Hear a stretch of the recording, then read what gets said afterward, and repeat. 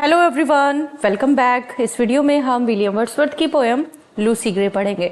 Lucy grey को solitude के नाम से भी जाना जाता है। सॉलिट्यूड का मतलब होता है एकांत। हाँ, तो पहले लूसी ग्रे के बारे में जान लेते हैं कि कब पब्लिश हुई, कब लिखी गई, है ना। Lucy Gray was written by William Wordsworth in 1799। जो भी इंपॉर्टेंट इसके अंदर है अंडरलाइन कर दिया है, आपको ध्यान देना है बस खाली। लूसी ग्रे को लिखा गया, याद रखना, लिखा गया था 1799 में, बट फर्स्ट पब्लिश्ड इन 1800। याद रखिएगा 1800 में पहली बार पब्लिश हुई थी।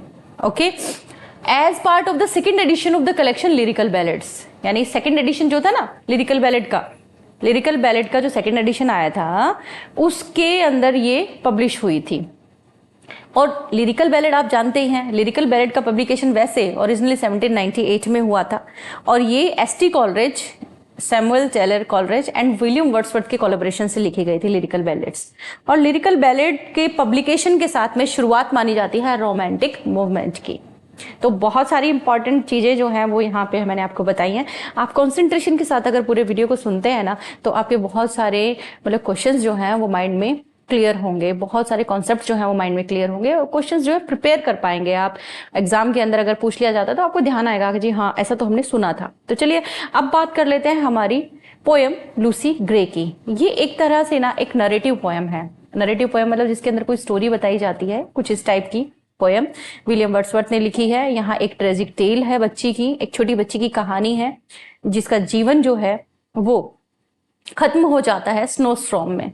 और कैसे, क्यों, ये हम पोएम में ही आपको बताएंगे। पोएम में आपको बने रहना है, वीडियो पर पूरा ध्यान देना है, स्किप नहीं करना, फॉरवर्ड नहीं करना, क्योंकि यहाँ क्या है, एक बहुत प्यारी सी स्टोरी है एक छोटी सी बच्ची की जो कुछ करने गई है स्नो स्टॉर्म के अंदर, बहुत ही जरूरी काम करने के लिए गई है और वो अपना जीवन जो है वो वहां पर गंवा देती है। तो चलिए स्टार्ट करते हैं, लाइन बाय लाइन एक्सप्लेनेशन, साथ में करेंगे hard words plus poetic devices as usual.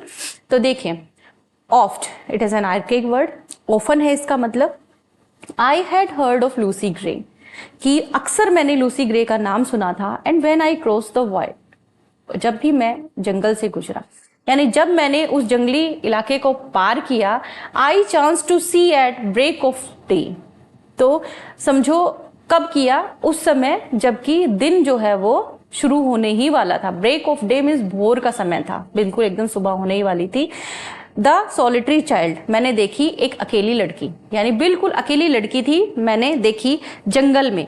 अब यहाँ ना विलियम वर्ड्सवर्थ जो है वो ये कहना चाह रहे हैं कि मैंने वैसे तो लूसी ग्रे का नाम सुना हुआ है, यानी लूसी ग्रे का नाम पहले मैंने सुना है और ये मैंने देखा जब मैं एक जंगल को क्रॉस कर रहा था, सुबह बस होने ही वाली थी कि एक अकेली बच्ची जो है वो मुझे दिखाई पड़ी।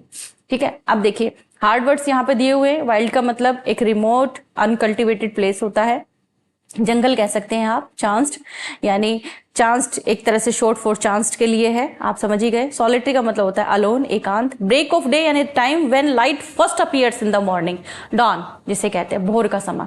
ओके, चलिए अब पोएटिक डिवाइसेस देखेंगे हम। पोएटिक डिवाइसेस में इमेजरी तो आपके सामने आई ही है, जैसे इन्होंने बताया। कैसी बच्ची थी? सॉलिटरी, यानी बिल्कुल अकेली थी, है ना। तो ब्रेक ऑफ डे की बात हुई, माइंड के अंदर एकदम से एक विजुअल बन गया, एक इमेज बन गई, ये है इमेजरी। एंजार्बमेंट यहाँ पे आया है, अगर आपने नोटिस किया तो एंजार्बमेंट आपको देखने को मिला यहाँ, है ना। यहाँ कुछ भी नहीं है और देखिए कंटिन्यू हो रही है ना लाइन, तो एंजार्बमेंट है। इसके बाद नेक्स्ट हमारा जो स्टेंजा है उसके अंदर देखिए क्या कहता है, नो मेट, कोई साथी नहीं था। यानी लूसी ग्रे थी ना जिसको मैंने सुना, जिसको मैंने देखा, नो मेट, उसके साथ कोई साथी नहीं था। नो कॉमरेड, सेम, कोई साथी नहीं था। लूसी न्यू, कि लूसी का ना कोई साथी था ना ही कोई दोस्त था। She dwelt on a wild moor. Wild moor का मतलब, मूर क्या होती है, a large open area of land with few trees, यानी एक वीरान सी जगह जहां पर जो लूसी है वो रहती थी। शी ड्वेल्ट का मतलब रहना, लिव्ड, रिसाइड। लूसी जो है वो एक वीरान सी जगह पर रहती थी। The sweetest thing that ever grew beside a human door, कि बहुत ही प्यारी सी चीज थी जो मतलब एक ह्यूमन के लिए बहुत जरूरी होती है। The sweetest thing that ever grew beside a human door, यानी बहुत अच्छी सी जगह पे, बहुत सुंदर सी जगह पर वो रहती थी, बहुत प्यारी सी। कहने का मतलब है कि उस बच्ची का ना जो लाइफ है वो और चीज़ों से अलग था, जैसे और नेचुरल जो चीज़ें होती है उनके क्लोज था एकदम, मतलब एकदम सुंदरता वाली चीज़ बता रहा है कि बिल्कुल एकदम नेचर के क्लोज थी, वो नेचर से बिल्कुल जुड़ी हुई थी और बहुत ही सुंदर जगह पर वो रहती थी। अब यहाँ देखिए पोएटिक डिवाइस में क्या आया, contrast, the stanza contrast, no mate no comrade with the sweetest thing that ever grew. इसका मतलब क्या है, यहाँ कंट्रास्ट है कि कोई साथी नहीं है, कोई संगी नहीं है, यानी कोई उसके मित्र को दोस्त कुछ भी नहीं है, लेकिन फिर भी स्वीटेस्ट थिंग दैट एवर ग्रू, कि ऐसी जगह पर जहां पर बिल्कुल एकदम प्यारी प्यारी चीजें होती हैं, यानी स्वीटनेस, इनोसेंस। कि लूसी, अब देखो अलग अलग चीज, कंट्रास्ट बता दिया ना कि कोई संगी साथी भी नहीं है और ऐसी जगह जहां पर सब कुछ अच्छा अच्छा होता है। कहते हैं जब कोई अकेला होता है, एकांत में होता है, तो उसे कोई चीज अच्छी नहीं लगती, लेकिन यहाँ दोनों चीज देखो अपोजिट बता देना कि अकेली है लेकिन अच्छी अच्छी चीजें हैं पास में, ह्यूमन कंपेनियनशिप नहीं है लेकिन फिर भी वो बहुत ही अच्छी जगह पर रह रही है। इमेजरी हमारे सामने आई है, वाइल्ड मूर, हाँ फ्रेज आई ना, बिसाइड ए ह्यूमन डोर, इससे एक सेंस जो है वो हमारे माइंड के अंदर एकदम आया कि कैसी कंडीशन में वो रह रही है, कैसी जगह पे वो रह रही है, ये हमारे दिमाग में आई है। अब आगे बढ़ते हैं, देखिए आगे पोएटिक डिवाइस एक आई है हाइपरबोले। हाइपरबोले कैसे है, आपने ध्यान दिया होगा तो समझ गए होगे आप, the sweetest thing that ever grew, ये है एग्जाम्पल हाइपरबोले का, क्योंकि यहाँ बढ़ा चढ़ा के बताया गया है नेचर के बारे में, ब्यूटी के बारे में एक्सेजरेशन की गई है। एक्सेजरेशन जो है ना, ये किस चीज के बारे में बता रही है कि एकांत में भी सुंदरता होती है, अकेली है वो लेकिन नेचर के क्लोज है, बहुत सुंदर जगह पे है। Hyperbole metaphor, phrase the sweetest thing, the sweetest thing है, ये एज ए मेटाफर यहाँ फंक्शन कर रहा है, क्योंकि Lucy to a beautiful and precious object, यहाँ पे बता रहा है वो लूसी जो है जहां पर रह रही है वहां पर बहुत ही सुंदरता है, बहुत प्यारी जगह है वो। अब आगे बढ़ेंगे, देखिए you yet may spy, you yet may spy the fawn at play, fawn means a young deer, यानी छोटा बच्चा होता है ना जो हिरन का, वो।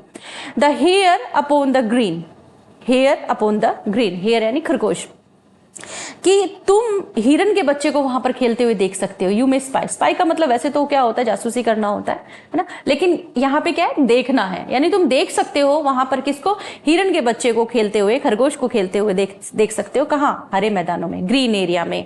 But the sweet face of Lucy grey, लेकिन लूसी ग्रे का जो स्वीट स्वीट चेहरा है, will never more be scene, अब उसे कहीं पर देखा नहीं जा सकता। अब देखो दो तरह की बात कर दी कि मैंने लूसी ग्रे के बारे में सुना था, और एक दिन जब मैं जंगल से गुजर रहा था, एक सुनसान से इलाके से गुजर रहा था, तो मैंने एक बच्ची को देखा जो बिल्कुल एकांत में मतलब रुकी हुई थी, ठहरी हुई थी, मैंने उसको देखा, वो बहुत एकांत में थी। अब कह रहे हैं कि मैं और सारी चीजें देख पा रहा हूँ लेकिन लूसी ग्रे नजर नहीं आ रही। अब वो कहानी बताने की कोशिश करेगा कि क्या हुआ, कैसे हुआ। तो देखो हम पोएटिक डिवाइस देख लें पहले, इमेजरी है यहाँ पे, क्योंकि इमेजेस जो है वो क्लियर है। देखिए जहाँ ग्रीनरी की बात हो गई ना, यहाँ देखिए अगर किसी पक्षी की बात हो रही है, किसी पशु की बात हो रही है, जानवर की बात हो रही है, प्रकृति की बात हो रही है, इमेजरी तो आ ही गई है, कॉमन सी बात है। पर्सोनिफिकेशन भी है यहाँ पे, क्योंकि the sweet face of Lucy Gray will never more be seen, the poet personifies Lucy's face as something precious and uniquely significant. Lucy का जो फेस है ना, उसके बारे में यहाँ बात हो रही है, पर्सोनिफिकेशन आया है यहाँ पे। आगे देखो सिंबोलिज्म भी है एंड आयरनी भी है। सिंबोलिज्म एंड आयरनी कैसे है, देखिए symbolism means the fawn and hare, यहाँ सिंबोलाइज कर रहे हैं इनोसेंस के बारे में, क्योंकि यहाँ बात किस चीज की हो रही है, मासूम जो जानवर होते हैं ना उनकी बात हो रही है। हिरन का बच्चा है, बच्चा है छोटा, तो बिल्कुल मासूम होते हैं बच्चे। हेयर खरगोश, खरगोश भी मतलब एकदम ऐसे मानो आपकी एक नेचर से जुड़ी हुई चीज है और मासूमियत का सूचक होती है, सिंबलाइज करती है मासूमियत को, तो सिंबोलिज्म यहाँ पे यूज हुई है। आयरनी क्या है, there is a poignant irony in the natural words continuity and vibrancy. यहाँ पर क्या बताया है, फॉन है, हेयर है, just opposite with the finality of Lucy Gray's disappearance, की इतनी सुंदर जगह है, लेकिन यहाँ दोनों चीज दिखा दी कि इतनी सुंदर जगह है, यहाँ पर और जानवर खेल रहे हैं, प्यारे प्यारे बच्चे खेल रहे हैं जानवर के, लेकिन लूसी ग्रे यहाँ पे कहीं नजर नहीं आ रही। तो विडंबना है ना, यहाँ आयरनी दिखाई है। देखिए आगे बढ़ते हैं, टुनाइट। अब यहाँ से कहानी शुरू होगी, यानी एक कहानी बताने की कोशिश कर रहे हैं इस पोएम के थ्रू। क्या होता है, tonight will be a stormy night, you to the town must go. यानी एक फादर है, वो कह रहा है अपनी बच्ची से, क्या कह रहा है, tonight will be a stormy night, आज रात एक तूफानी रात होगी, you to the town must go, तुम्हें शहर जाना होगा, एंड टेक अ लैंटर्न, जो लैंटर्न का मतलब होता है एक इस तरह का सा दिखने वाला, जिसे मतलब जब अंधेरा हो जाता है तो जलाया जाता है, लालटेन जिसको बोलते हैं हिंदी में। Take a lantern child to light your mother through the snow, कि एक लालटेन ले जाओ बच्ची, ताकि अपनी माँ को तुम बर्फ में रास्ता दिखा सको, यानी स्नो के अंदर रास्ता दिखा सको। इसलिए तुम टाउन की तरफ जाओ, स्टॉर्मी नाइट है, तूफानी रात है, जाओ और अपनी माँ को लालटेन दिखाते हुए घर वापस ले आओ। चलिए पोएटिक डिवाइस देखते हैं। Four shadowing, how four shadowing कैसे हैं? Tonight will B stormy night, होगी, होने वाली है आज की रात स्टॉर्मी नाइट, तो पहले ही भविष्यवाणी हो रही है ना, फोर शेडोइंग। इमेजरी आ गई यहाँ पे, किस चीज की बात हो रही है? स्नो है, हाँ, तो स्टॉर्म आने वाला है, स्नो है, तो हमारे सामने इमेज बन गई, चाइल्ड की बात हो रही है, यानी एक बच्ची भी है यहाँ पे, इमेजरी है। ठीक है, चलिए आगे बढ़ते हैं। आगे क्या होता है देखिए, that father will I gladly do, it is archaic word है, इनको थोड़ा सा समझना है बस खाली।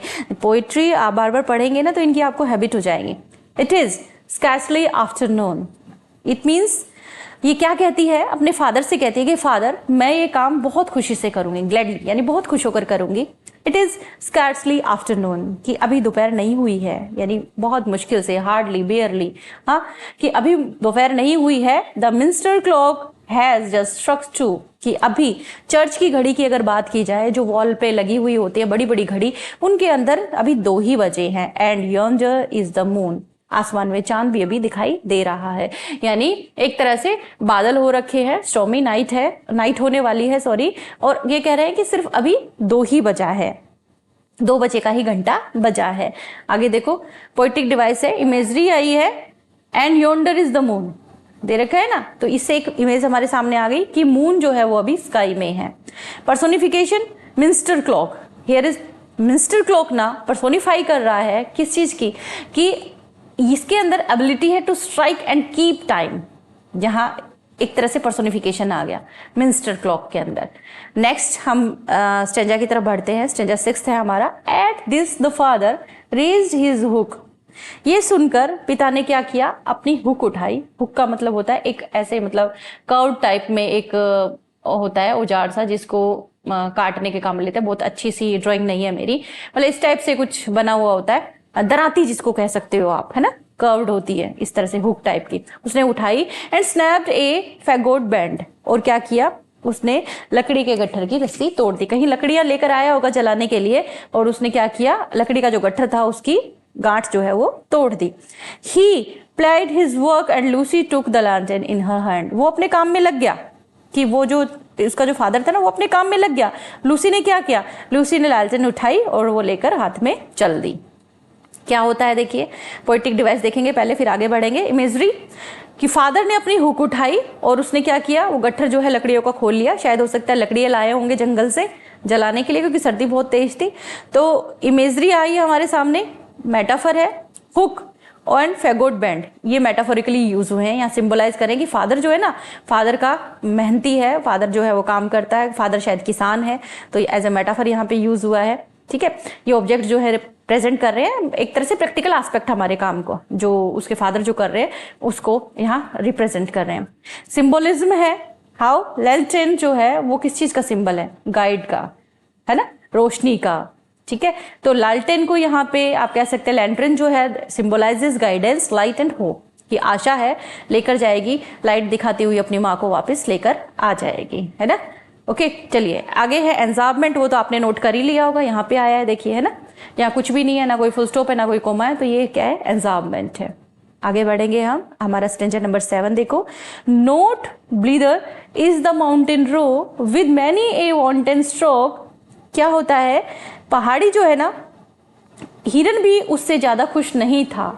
नोट ब्लीदर, ब्लीदर का मतलब तो मोर चीयरफुल और लाइवली, कि पहाड़ी के ऊपर ज्यादा कोई भी खुश नहीं था। With many a wanton stroke, with many a wanton stroke her feet disperse the powdery snow that rises up like smoke, कि वो क्या कर रही थी, अपने पांव से बर्फ के टुकड़ों को उछालती हुई जा रही थी। पाउडरी स्नो यानी जैसे गोले बनाते हुए जाते हैं ना, वैसे जा रही थी, और उन्हें उछालती हुई, धुएं की तरह उछालती हुई जा रही थी। नोट ब्लीदर, ब्लीदर का मतलब मोर चीयरफुल, लाइवली, वांटन यानी प्लेफुल तरीके से। Mountain roe a type of deer, एक तरह से मतलब एक जंगलों में रहने वाले या कहिए पहाड़ों पर रहने वाले डियर होते हैं, ये हिरन होते हैं, कि वो इस तरह से चल रही थी जैसे कि पहाड़ों के ऊपर कोई हिरन जो है वो अपनी मस्ती में चल रहा हो, उछलती हुई, कूदती हुई, खेलती हुई जा रही थी, स्नो को हाथों में उड़ाती हुई जा रही थी।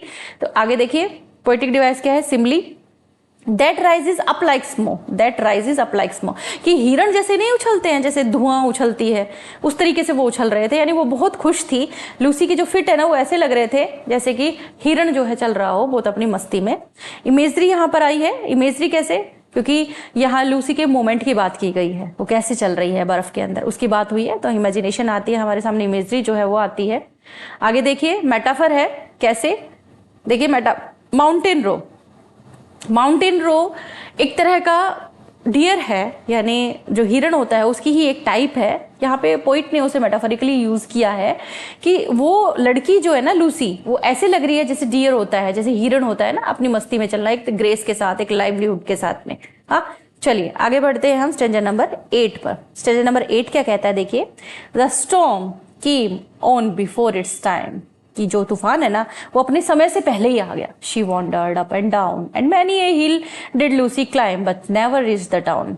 अब इधर उधर वो भटकने लगी, लड़की जो है इधर उधर भटकने लगी, और लूसी ने कई पहाड़ियां चढ़ी, and many a hill did Lucy climb, बहुत सारी पहाड़ियां चढ़ ली, but never reach the town, लेकिन बेचारी टाउन तक नहीं पहुंच पाए, लेकिन शहर तक नहीं पहुंच पाए। देखिए इमेजरी हमारे सामने आई है, क्योंकि यहाँ पर बताया गया ना storm came on the before it's time, तो स्टॉर्म वर्ड आते ही माइंड में इमेजिनेशन बन गई।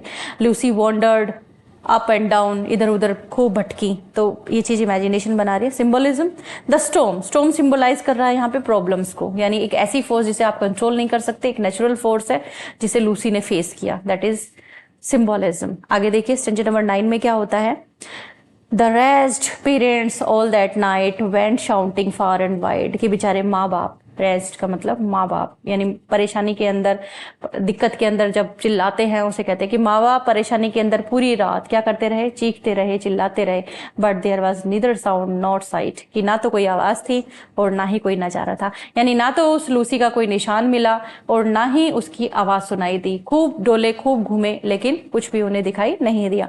To serve them for a guide, उन्होंने खूब बहुत सारे निशानों को ढूंढने की कोशिश करी ताकि उन्हें कुछ तो निशान मिल सके, उन्हें कोई गाइड कर सके, कोई ऐसा निशान उसका मिल जाए। ना तो कोई आवाज सुनाई दी, ना कोई निशान नजर आया। देखिए इमेजरी आई है सामने, तो इमेजरी आप अच्छे तरीके से समझते हैं, उसे क्लियर करने की जरूरत नहीं है, क्योंकि बहुत बार मैं आपको बता ही चुकी हूँ। यहाँ पे विविड इमेज जो है वो आ रही है कि पेरेंट्स जो है किस तरह से परेशान है।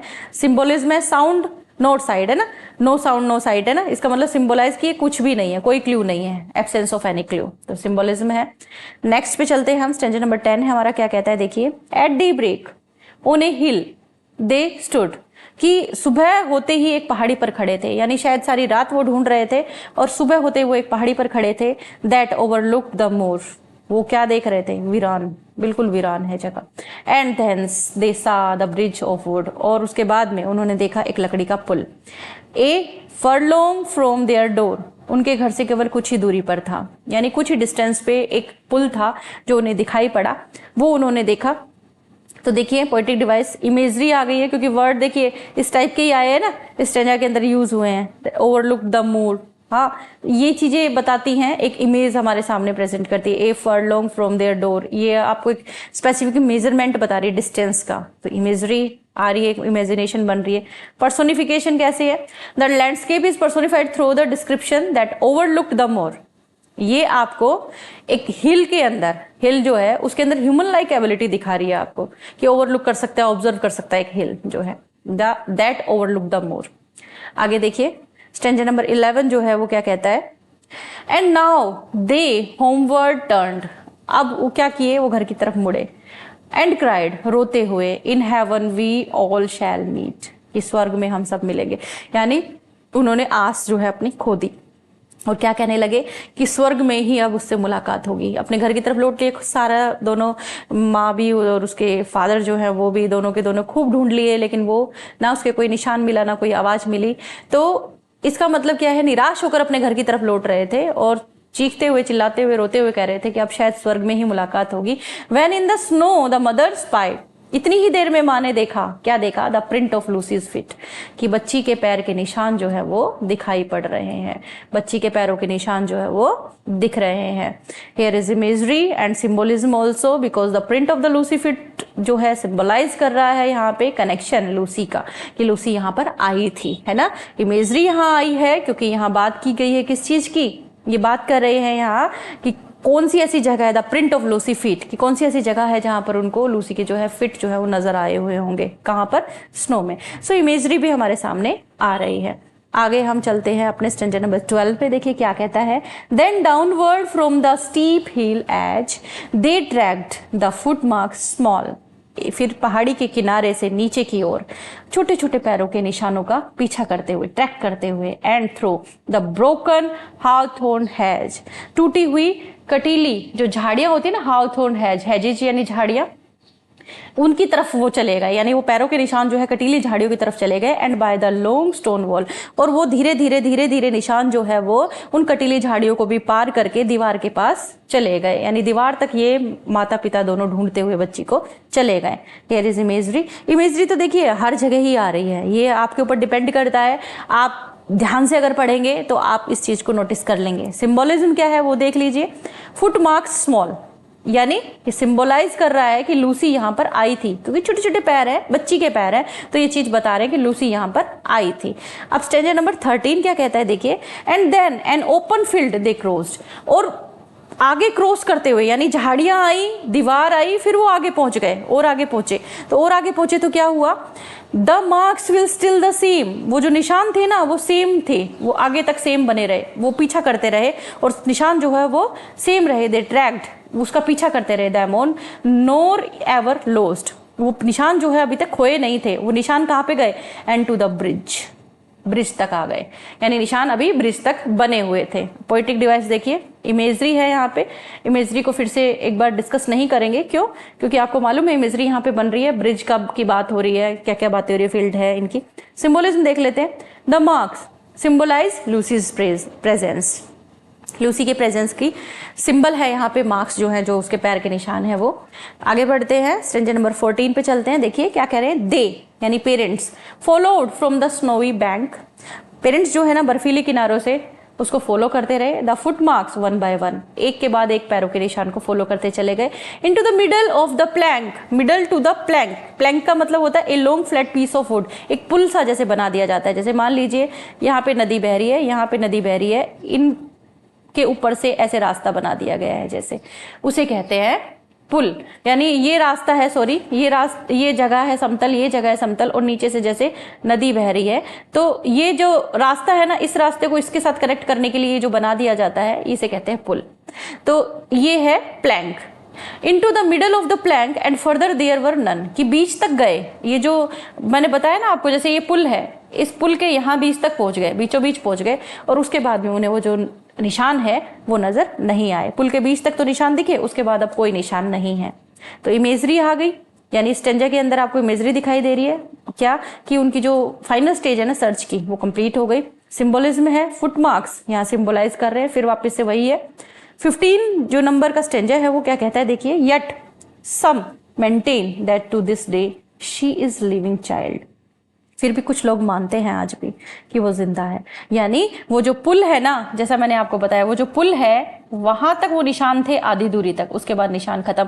यानी पुल पर वो यहाँ तक तो आई वो बच्ची, लेकिन उसके बाद में वो यहाँ से शायद गिर गई नीचे और वो जिंदा नहीं रही। लेकिन कुछ लोग ये कहते हैं, सम मेंटेन, कुछ लोग ये बात आज भी मेंटेन करे हुए हैं, आज भी डिक्लेयर करते हैं, आज भी असर्ट करते हैं कि वो बच्ची आज भी जिंदा है। That you may see sweet Lucy Gray upon the lonesome wild, कि तुम आज भी उस लूसी ग्रे को इस सुनसान जगह पर देख सकते हो।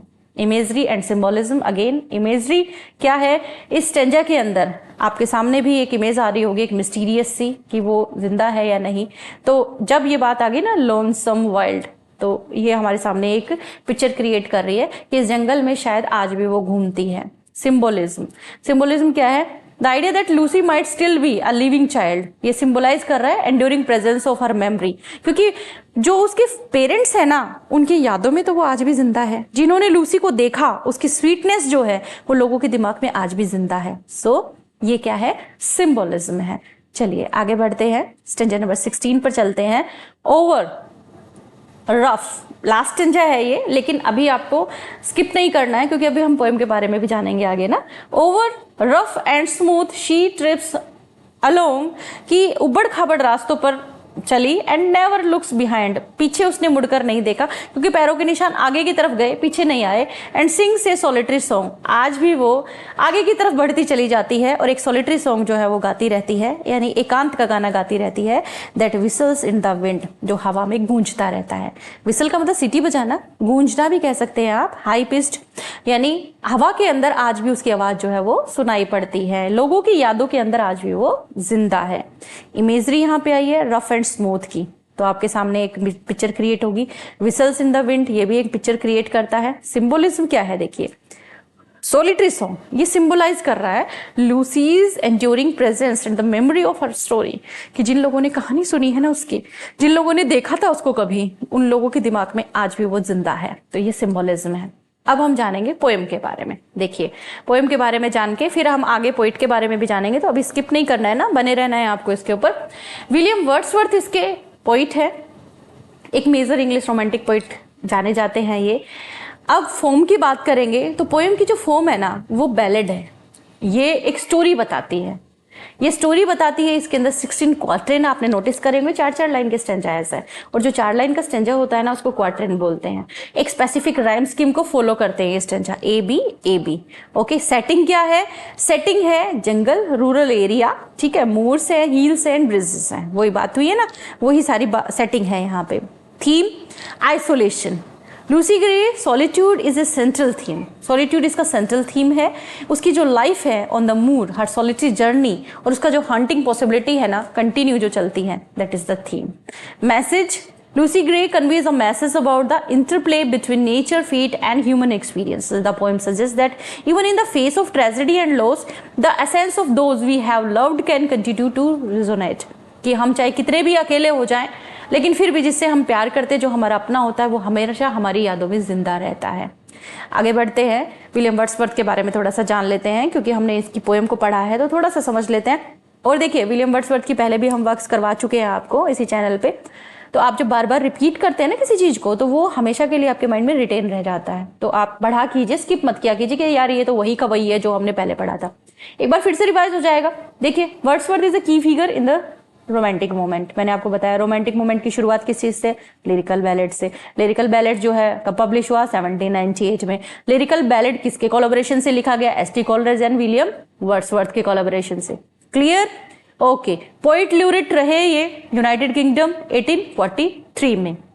कौन? William Wordsworth. ओके, अब एस टी कॉलरेज और विलियम वर्ड्सवर्थ ने लिरिकल बैलेड को लिखा, तो शुरुआत हुई रोमांटिक मूवमेंट की इसी से ही। इंग्लिश लिटरेचर के अंदर रोमांटिक मूवमेंट की शुरुआत जो है इसके पब्लिकेशन के साथ मानी जाती है। कुछ विलियम वर्ड्सवर्थ के वर्क्स हैं यहाँ पे, उन पे जरूर नजर डालिएगा। और बात लाइफ स्पेन की हो रही है, तो देखिए 1770 में इनका बर्थ हुआ, 1850 में इनकी डेथ हो गई। अब समराइज कर लेते हैं पोएम को, एक बार फिर से नजर डाल लेते हैं इसके ऊपर।